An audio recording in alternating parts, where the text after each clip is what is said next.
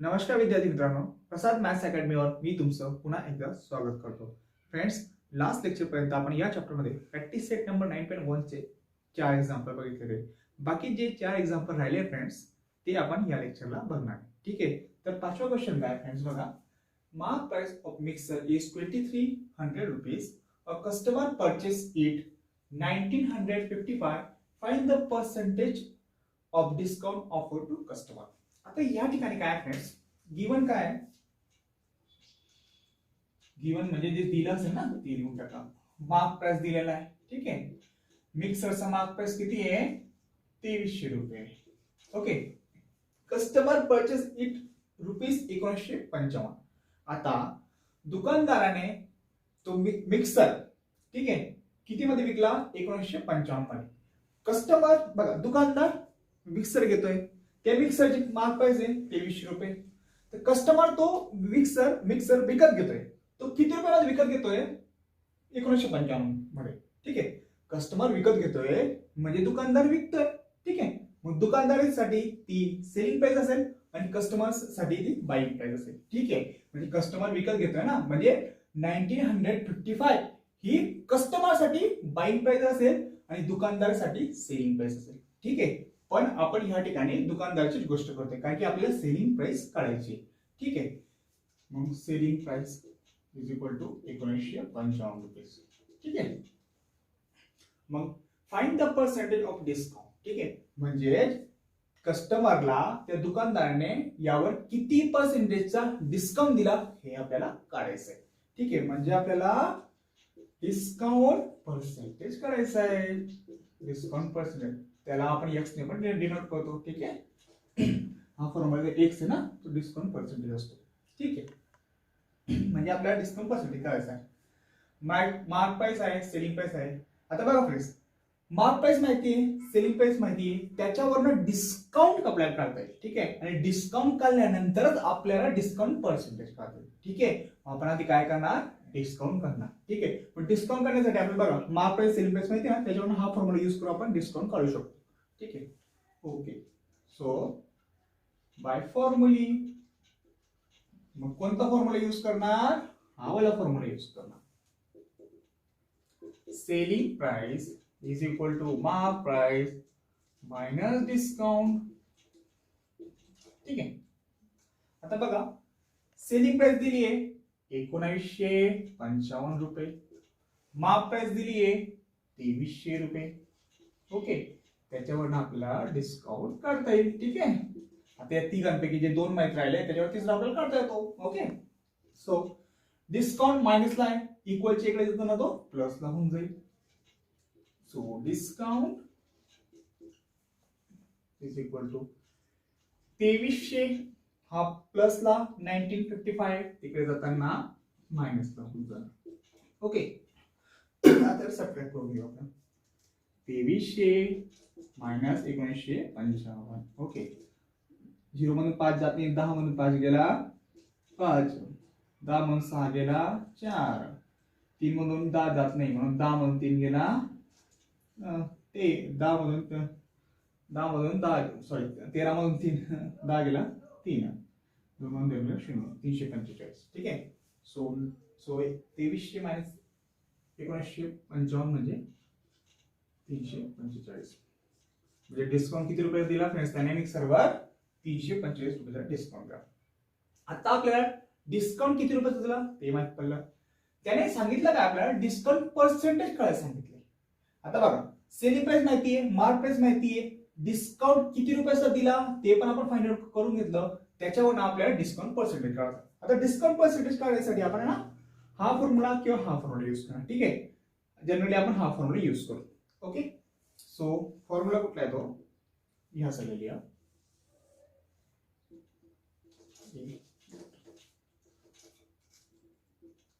Discount is equal to discount percentage into mark price. Discount percentage आपल्याला काढायचं आहे. Discount percentage, mark price दिला काय 2300 रुपये दिली. आता डिस्काउंट आपण किती काढलाय फ्रेंड्स, 345 रुपये काढलाय. ओके, आता डिस्काउंट पर्सेंटेज काढा आपण याच्यावरून 345. आता हा मल्टिप्लाय 2300 ना, तिकडे जाताना तो डिवाइड होऊन जाणार. ओके, तर बघा फ्रेंड्स नेक्स्ट काय होणार मग आता discount percent is equal to 345. आता 2300 ला आपण 23 इंटू 100 लिहू शकतो. ओके, आता बघा फ्रेंड्स मी काय करतो, 345 ला 23 ने भाग जातो, करून बघू आपण. 345 भागिले 23, 23 एक 23, उरला 11, आला 5, 23 पंचे 115, रिमाइंडर 0, किती भाग झाला 15. ठीक आहे 15. आता बघा फ्रेंड्स 23 एक 23, 23 गुणिले 15 345. तर 15 हा डिवाइडला 100. ओके, आता 15 डिवाइडेड बाय 100 15%. ठीक आहे, 15 डिवाइडेड बाय 100 काय असतो 15%. म्हणजेच आपल्याला जो डिस्काउंट पर्सेंटेज काढला होता फ्रेंड्स तो किती असेल 15% असेल. ठीक आहे, आता आपण याला आहे ना या फॉर्म्युला यूज करून काढला, तुम्ही हा फॉर्म्युला पण यूज केला तरी चालेल, कारण की आन्सर ते जाणार आहे. लागल्यास आपण ते पण करून बघू. कुठला फॉर्म्युला, हा फॉर्म्युला आहे. डिस्काउंट किती आहे 345 टाकला मी, मार्क प्राइस 2300. आता एक्स काय आहे डिस्काउंट पर्सेंटेज ना, एक्स म्हणजे डिस्काउंट पर्सेंटेज अपॉन 100. ओके, आता 345 हा कॅन्सल. Okay, so 345. आता हा is equal to 23 into X. Okay, so 345 हा 23 इकडे जरा डिवाइडला होणार is equal to X. Okay, आता जर आपण बघितलं काढला 345 म्हणजे किती असतो 15 असतो. ठीक आहे, तुम्ही हा फॉर्म्युला यूज करा, हा वाला किंवा हा फॉर्म्युला यूज करा. ठीक आहे, आन्सर तुम्हाला 15% मिळणार आहे. ठीक आहे, आता लवकर याचा स्क्रीनशॉट घेऊन घ्या फ्रेंड्स. ओके, बघा तुम्ही एवढं लिहू शकता किंवा एवढं लिहू शकता. ओके, ते तुमचं. तर आता तुम्ही याचा स्क्रीनशॉट घेऊन घ्या, आपण नेक्स्ट एक्झाम्पल बघूया. 6th question, a shopkeeper gives 11% discount on TV set, hence cost price is 22,215, then find the mark price of TV set. आता या ठिकाणी मार्क प्राइस काय लावलाय, दिलं काय आहे डिस्काउंट दिलाय. ठीक आहे, गिव्हन मध्ये लिहून घ्या जे दिलं असेल ते. डिस्काउंट पर्सेंटेज दिलाय, त्याला आपण एक्स ने पण डिनोट करतो, तो 11%. कॉस्ट प्राइस, आता कॉस्ट प्राइस काय आहे बघा, कस्टमर जेव्हा विकत घेतो त्याच्याबद्दल तो पैसे देतो, ती कॉस्ट प्राइस असतो. शॉपकीपर विकतो, ठीक आहे, तर शॉपकीपर साठी ती सेलिंग प्राइस असते. ठीक आहे, कस्टमर विकत घेतो, कस्टमर खरेदी करतो, तर ती जी प्राइस आहे कस्टमर साठी तो जी पे करेल ती असेल त्यासाठी कॉस्ट प्राइस. आणि दुकानदार विकतो तर तीच प्राइस दुकानदारसाठी काय असेल सेलिंग प्राइस असेल. ठीक आहे, म्हणजे कॉस्ट प्राइस सेलिंग प्राइस या ठिकाणी एकच असं आपल्याला म्हणता येईल. ओके, तुम्ही कॉस्ट प्राइस जी दिली ना त्याला सेलिंग प्राइस सुद्धा म्हणू शकता. Okay, so selling price is equal to, लक्षात ठेवा कस्टमर साठी कॉस्ट प्राइस, शॉपकीपर साठी सेलिंग प्राइस, पण आपण या ठिकाणी शॉपकीपर बद्दल बोलतोय, सो ती सेलिंग प्राइस म्हणजे कॉस्ट प्राइस जी कॉस्ट प्राइस दिली असेल ना ती सेलिंग प्राइस आपल्याला मेन्शन करावं लागेल. ओके, तर किती ती, ठीक आहे, ती किती दिली 22,250, त्याच्यावर आपल्याला मार्क प्राइस करायची. ओके, आता बघा फ्रेंड्स, मार्क प्राइस जर तुम्हाला विचारले तर त्या ठिकाणी तुम्हाला काय करावं लागतं, मार्क प्राइसला 100 कन्सिडर करावं लागतं. ठीक आहे, त्याच्यावरनं आपण ते एक्झाम्पल पुढे सॉल्व्ह करतो. बघा कोणत्याही प्रश्नामध्ये तुम्हाला जर मार्क प्राइस फाइंड करायला सांगितलं असेल तर काय करायचं, मार्क प्राइसला तात्पुरता 100 कन्सिडर करून घ्यायचं. ठीक आहे, 100 कन्सिडर करून घ्यायचं. ओके, सो आपण आता काय करणार, let mark price of TV set be 100 rupees. ठीक आहे, mark price of 100 rupees consider करूया. डिस्काउंट किती दिलाय 11% डिस्काउंट दिलाय. ठीक आहे, जर मार्क प्राइस जर 100 रुपये असेल तर त्याच्यावर 11% डिस्काउंट दिला तर सेलिंग प्राइस किती ते आपण काढू. ओके, मग कसं काढणार, discount is equal to discount percentage into mark price. Okay, आता या ठिकाणी मार्क प्राइस जागी आपण काय ठेवणार 100 रुपये म्हणून. ठीक आहे, 100 वर डिस्काउंट आपल्याला काढायचं आहे आधी. डिस्काउंट पर्सेंटेज किती आहे 11%, मार्क प्राइस 100. आता 11% ला आपण 11/100 लिहितो इंटू 100 कॅन्सल होऊन जाणार. सो डिस्काउंट कितीचा असेल फ्रेंड्स 11 रुपयाचा असेल. ठीक आहे, मार्क प्राइस जर 100 रुपये असेल त्याच्यावर जर 11% डिस्काउंट दिला तर डिस्काउंट आपल्याला 11 रुपयाचा असेल. आता त्याच्यावर आपण सेलिंग प्राइस काढून घेऊ. Okay, selling price is equal to mark price minus discount. आता बघा प्राइस मार्क प्राइस 100 घेऊ, डिस्काउंट 11 रुपयाचा आहे ना 11.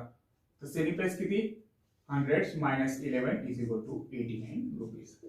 ओके, बघा फ्रेंड्स मार्क प्राइस जर 100 असेल त्याच्यावर 11% डिस्काउंट दिला तर सेलिंग प्राइस 89 असेल. ठीक आहे, मग या ठिकाणी कंडिशन लिहून घ्या.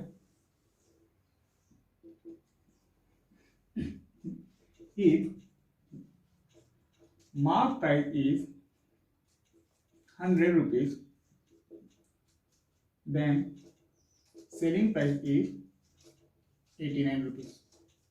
Okay, त्याच प्रकारे similarly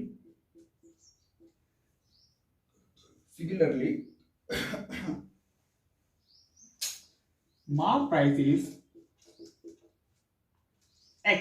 आता मार्क प्राइस आपल्याला कळायचं ना, त्याला आपण एक्स मानून घेऊ. Then selling price is 22,250. ठीक आहे, आता बघा प्राइस मार्क प्राइस जर 100 असेल त्याच्या 11% डिस्काउंट दिल्यानंतर सेलिंग प्राइस 89 येते. ठीक आहे, मग असं लिहिता ना आपल्याला मार्क प्राइस जर 100 असेल तर त्याच्यावर 11% डिस्काउंट दिला तर सेलिंग प्राइस 89. मार्क प्राइस जर 100 आहे तर सेलिंग प्राइस 89 आहे. त्याचप्रमाणे मार्क प्राइस जर एक्स असेल, ठीक आहे, मार्क प्राइस किती असेल त्याच्यावर 11% डिस्काउंट दिला तर सेलिंग प्राइस ही 22,250 येते. मार्क प्राइस जर 100 असेल तर सेलिंग प्राइस 89. त्याचप्रमाणे मार्क प्राइस किती असेल तर सेलिंग प्राइस 22,250 येणार. ठीक आहे, हे आपल्याला करायचंय. मग कसं आपण याला या फॉर्मॅट मध्ये आपण अरेंज करून दिला. आता काय करणार क्रॉस मल्टिप्लिकेशन करणार. 100 into 22,250 is equal to 89 into X. Okay, so 22250 हे 00 हा 100 00 upon 89 rupees that is X. ठीक आहे, 89 मल्टिप्लाय वेगळे जाताना डिव्हिजन लावणार. Okay, so X is equal to आता आपल्याला डिव्हिजन करावं लागेल. एक काम करा, आता आपण काय करू, हे 3 झिरो आहे ना 3 झिरो काही कन्सिडर करू नये अपॉन 89 वन 89 टू जा 89 178. ठीक आहे, उरला किती 44 ना 22 आणि 22 44. Okay, 5 carry 5. 89 इंटू 5 89 89 178 178 आणि 178 356 आणि 89 5 जा 445. ठीक आहे, रिमाइंडर आपला 0 आला आणि क्वेश्चन काय 25. So X is equal to काय ना 25 आणि हे 3 झिरो घेऊन आहे. Okay, so X is equal to 25,000 rupees. Okay, आता बघा फ्रेंड्स मार्क प्राइस जर 100 होती त्याच्यावर 11% डिस्काउंट दिला तर सेलिंग प्राइस 89 आली. जर मार्क प्राइस जर 25,000 असेल त्याच्यावर 11% डिस्काउंट दिला तर त्याची सेलिंग प्राइस किती असेल 22,250. ओके, मी परत एकदा सांगतो, थोडीशी जमलिंग झाली. मार्क प्राइस जर 100 रुपये असेल त्याच्यावर 11% डिस्काउंट दिला तर सेलिंग प्राइस 89 रुपये. मार्क प्राइस जर 25,000 असेल त्याच्यावर 11% डिस्काउंट दिला तर सेलिंग प्राइस ही 22,250 येणार. आणि आपल्याला विचारलं काय होतं, मार्क प्राइस विचारलं होतं, म्हणून आपली मार्क प्राइस काय आली 25,000 रुपये आली. ओके, सो इथे खाली लिहून घ्या, mark price of TV set is 25,000. ठीक आहे, दिस इज अवर आन्सर. आता लवकर याचा स्क्रीनशॉट घेऊन घ्या. आता आपण नेक्स्ट एक्झाम्पलला सुरुवात करू. तर बघा फ्रेंड, नेक्स्ट क्वेश्चन काय, 7th question. After offering a discount of 10% on mark price, a customer gets total discount of 70 rupees. To find the cost price for customer, fill in the boxes with appropriate number and complete the activity. आता या ठिकाणी बघा, discount दिलाय 10% mark प्राइसवर. Okay, आणि आपल्याला कस्टमरला 17 रुपयाचा discount भेटतोय, त्याच्यावर आपल्याला कॉस्ट प्राइस काढायची आहे आणि ह्या ठिकाणी जे ऍक्टिव्हिटी दिली आहे फिल इन द बॉक्सेस, ते आपल्याला त्या ऍक्टिव्हिटी पूर्ण करायची. ठीक आहे, मग काय दिले आन्सर मध्ये, suppose the mark price of item is 100 rupees, therefore customer that item cost dash dash minus dash dash is equal to 90 rupees. बघा फ्रेंड्स, आता 100 रुपये मार्क प्राइस आहे या ठिकाणी सपोज केले. ओके, 100 रुपये मार्क प्राइस वर 10% डिस्काउंट आहे. आता 100च्या मागे 10% म्हणजे 10 रुपयाचा डिस्काउंट. ठीक आहे, 100 रुपयावर जर 10% डिस्काउंट भेटत असेल तर म्हणजे तो 10 रुपयाचा डिस्काउंट असेल. ओके, म्हणजे या ठिकाणी काय येईल, 100 रुपये मायनस 10 रुपये. ठीक आहे, आता बघा, ही जी कॉस्ट आहे ना, कस्टमर साठी कॉस्ट प्राइस म्हणजे दुकानदारासाठी सेलिंग प्राइस. ठीक आहे, म्हणजे ही या ठिकाणी ना सेलिंग प्राइसचा फॉर्म्युला यूज झालाय. ठीक आहे, आणि सेलिंग प्राइसचा फॉर्म्युला काय असतो, mark price minus discount is equal to selling price. म्हणजे मार्क प्राइस जर 100 असेल, त्याच्यावर जर 10%चा डिस्काउंट दिला तर सेलिंग प्राइस ही 90 रुपये येते. ठीक आहे, सो या ठिकाणी 100 येणार, या ठिकाणी 10 येणार, आणि 100 मायनस 10 90 रुपये येणार. ठीक आहे, पुढे काय, when the discount is dash dash then selling price is dash dash. आता या ठिकाणी कसं आहे बघा, तर डिस्काउंट किती काढला आपण 10. ठीक आहे, डिस्काउंट जर 10 रुपये असेल तर सेलिंग प्राइस किती आहे 90 रुपये. एक मिनिट, डिस्काउंट जर 10 रुपये असेल तर सेलिंग प्राइस किती आहे 90 रुपये. ठीक आहे, म्हणजे या ठिकाणी काय लिहित आहे आपल्याला, when the discount, बघा डिस्काउंट 10 रुपये ना, तर सेलिंग प्राइस किती आले 90 रुपये. ठीक आहे, मार्क प्राइसवर 10%चा डिस्काउंट म्हणजे 10 रुपये डिस्काउंट, आणि म्हणजे सेलिंग प्राइस 90 रुपये. ठीक आहे, कन्फ्युज होऊ नका. When the discount is, discount किती 10 rupees, then selling price is 90 rupees. ठीक आहे, हे फिलिंग द ब्लँक्स असेल. आता suppose when the discount is dash dash rupees, then selling price is X. आता बघा फ्रेंड्स, डिस्काउंट 17 रुपयाचा दिला जातोय कस्टमरला. डिस्काउंट बघा, कस्टमरला डिस्काउंट किती 17 रुपये दिला जातोय. ओके, तर त्याच्यावरनं आपल्याला कॉस्ट प्राइस फाइंड आउट करायची.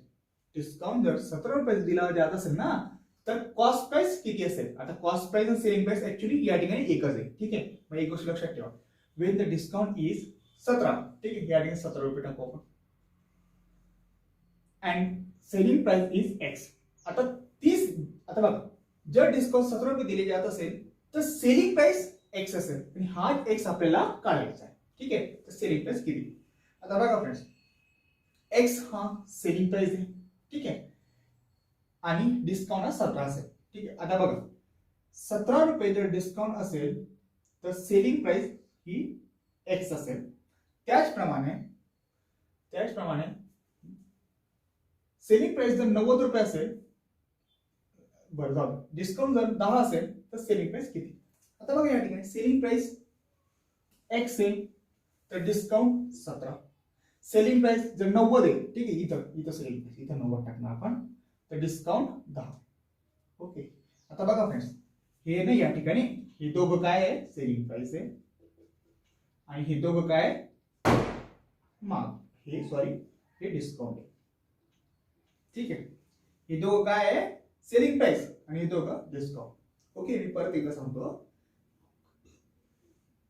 सेलिंग प्राइस जर 90 असेल तर डिस्काउंट 10, डिस्काउंट 10 असेल तर सेलिंग प्राइस 90. ठीक आहे, मी परत एकदा सांगतो. सेलिंग प्राइस जर 90 असेल तर डिस्काउंट 10 आणि सेलिंग प्राइस जर x असेल तर डिस्काउंट 17. ठीक आहे, आता ही अशी कंडिशन वर आपण काय करणार, क्रॉस मल्टिप्लिकेशन करणार. Okay, so x is equal to 90 into 17 upon 10. Okay, 0 0 cancel. 17 गुणिले 9 153. ओके, तर आपला आन्सर काय आला 153. म्हणजे customer will get the item for 153.